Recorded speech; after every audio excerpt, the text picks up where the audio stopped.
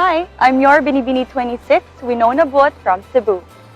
When I was 5, my mom, two of my older sisters, and I migrated to Saudi Arabia to be with my dad. At the time, he was already working as a company nurse for about 10 years. And I remember as a kid, moving into another country was definitely a culture shock for me because life in Cebu was very much different from life in Saudi Arabia. I like how disciplined they are as a people and how progressive they are as a country, but sometimes their laws are too restrictive for women.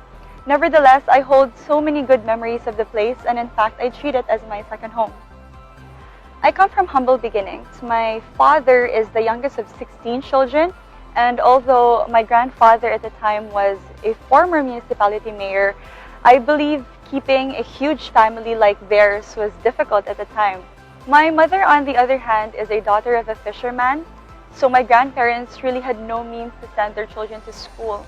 And that's why my parents inspire me the most. They taught me the value of hard work, discipline, and perseverance, and most importantly, they really instilled in me that education is that important.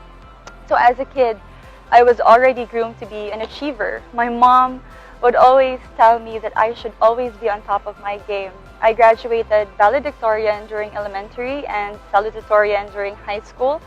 I ran as president for the school body organization. I was editor-in-chief of our school newsletter. I would join all the declamation and oratorical contests in school, even inter-school and regional competitions. I would always sign up for quiz bees and spelling bees because to me, making my parents proud is supposed to be one of my greatest goals in life. I then went back home to Cebu to study for college, and I took up BA Mass Communication at the University of the Philippines, Cebu.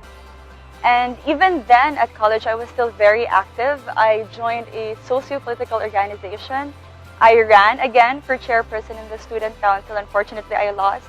And after 4 years, I graduated as cum laude.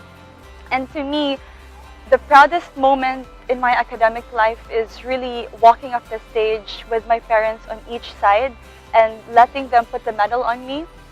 And the cherry on top was having the former Senator Miriam Defensor Santiago as our keynote speaker during our graduation rites.